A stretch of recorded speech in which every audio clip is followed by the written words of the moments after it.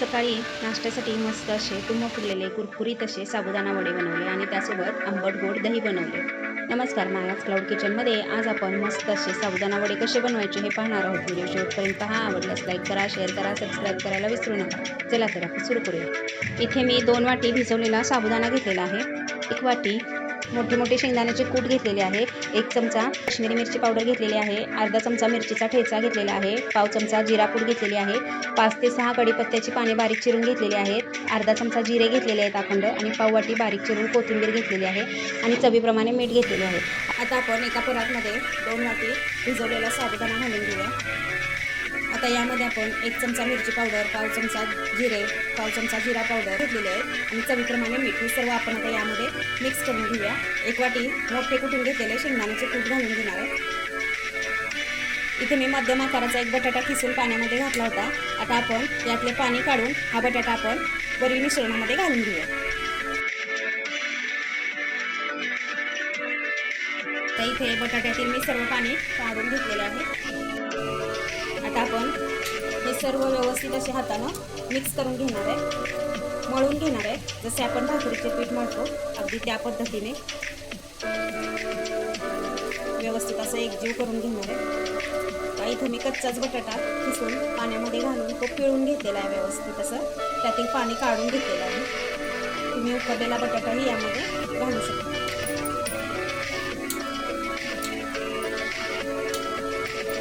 आता इथं आपलं मस्त असं साबुदाणा वड्याचं मिश्रण बनवून तयार झालेलं आहे. तुम्ही बघू शकता.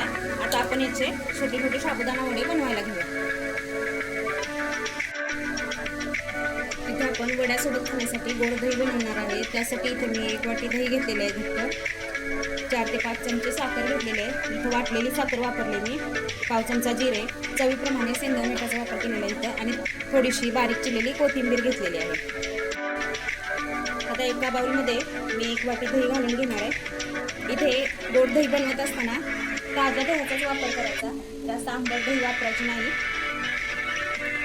आता यामध्येच मी 4 चमचे वाटलेली साखर घालून घेणार आहे. चवीप्रमाणे मीठ घालून घेते. आता हे सर्व आपण व्यवस्थित असं फेटून घ्यायचं. दह्यामध्ये साखर छान अशी विरघळून घ्यायची. आपलं दही असं एकदम क्रीमी आणि सॉफ्ट झालं पाहिजे. याला व्यवस्थित असं फेटून घ्यायचं. आता इथं तुम्ही बघू शकता आपलं दही मस्त असं फेटून झालेलं आहे. आता आपण दहीला फोडणी घालून घेणार आहे. त्यासाठी गॅसवर मी फोडणीची घालणी ठेवून त्यामध्ये अगदी अर्धा चमचा तेल घातलेलं आहे. आपलं तेल छान गरम झाले. मी गॅस बंद केलेला आहे. आता त्यामध्ये आपण पाव चमचा जिरे, 1 हिरवी मिरची बारीक चिरून घातलेली आहे. 2 ते 3 कढीपत्त्याची पाणी घालून घेतलेले. व्यवस्थित असं तडतडलं की आता आपण हे दह्यामध्ये घालून घेऊ.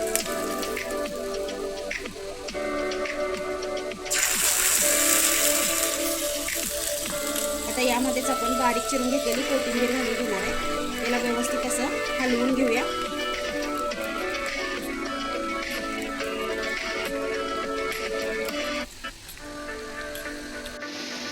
आता इथं तुम्ही बघू शकता मी या पद्धतीनं छोटे छोटे गोळे बनवून घेतलेत. आता आपण त्याचे वडे बनवून मस्त असे कुरकुरीत होईपर्यंत तळून घेऊया. पद्धतीने थोडा पाण्याचा हात घेऊन आपण हा गोळा व्यवस्थित असा हलक्या हाताने असं प्रेस करत जाणार आहे. दाबत जाऊन पातळ असा वडा आपण बनवून घेणार आहे. हातावरतीच जेवढा पातळ बनवता येईल तेवढा पातळ आपण हा वडा बनवणार आहे. तुम्ही बघू शकता या पद्धतीने आपला वडा मस्त असा थापून तयार आहे. आता आपण याला तळून घेऊया. आता इथं मी गॅसवरती एक कढई ठेवून त्यामध्ये तेल घालून घेतलेले आहे. आपले तेल गरम झाले की आता आपण वडे तळायला घेऊया. हे थोडेसे वडे बनवून झालेत. इथं मी 6 ते 7 वडे बनवून घेतलेत. आता आपलं तेल पण छान गरम झाले. आपण वडे तळून घेऊया. यामध्ये अलगद एक वडा असा सोडून घ्यायचा. इथे आता आपण साबुदाणा वडा तळत असताना गॅस एकदम बारीक नाही ठेवायचा किंवा जास्त मोठाही नाही ठेवायचा. मध्यम गॅसवरती वडे छान कुरकुरीत होईपर्यंत आपण तळून घेणार आहे. मध्यम गॅस ठेवल्यानंतर एकसारखी आच लागते आणि आपले वडे व्यवस्थित असे आतपर्यंत पचले जातात. जर गॅस बारीकच ठेवला तर काय होतं, वडे जास्त तेल शोषून घेतात आणि आपले वडे तेलकट होतात. किंवा मोठाही राहिला किंवा मोठा गॅस राहिला तर वडे वरून भाजले जातात, कुरकुरीत होतात, पण आतून कच्चेच राहतात. म्हणून गॅस मध्यम ठेवूनच आपण साबुदाणा वडे तळून घेणार आहे छान. आता इथं आपला साबुदाणा वडा मस्त असा एक साईडने कुरकुरीत तळला गेलेला आहे. आता आपण याला पलटून घेऊया अलगद आणि दुसऱ्या साईडने पण व्यवस्थित असा कुरकुरीत होईपर्यंत छान तळून घेऊया. हा वडा तेलात सोडल्या लगेचच पलटी करायचा नाही, व्यवस्थित असा एक बाजूने छान तळून घ्यायचा आणि नंतरच आपण त्याला पलटून घेणार आहे. आता इथे तुम्ही बघू शकताय आपला साबुदाणा वडा मस्त असा कुरकुरीत दोन्ही बाजूने छान तळला गेलेला आहे, टम्म फुगलेला आहे वडा. इथे तुम्ही बघू शकताय आपण एकदम पातळ वडा बनवलेला, दोन्ही साईडने अगदी कुरकुरीत झालेला आहे.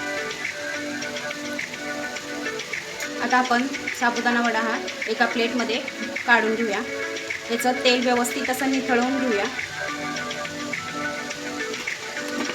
आता इथं तुम्ही बघू शकताय आपले वडे अजिबात तेलकट झालेले नाही आहेत, मस्त कुरकुरीत झालेत. आता आपण आणखी वडे सोडून त्याच पद्धतीने मस्त असे कुरकुरीत तळून घेऊया.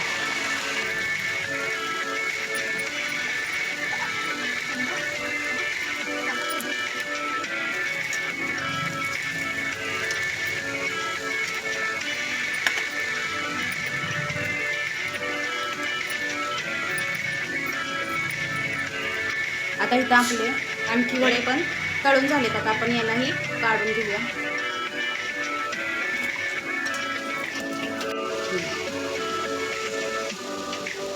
आता इथं आपले सर्व वडे छान कुरकुरीत असे तळून झालेत.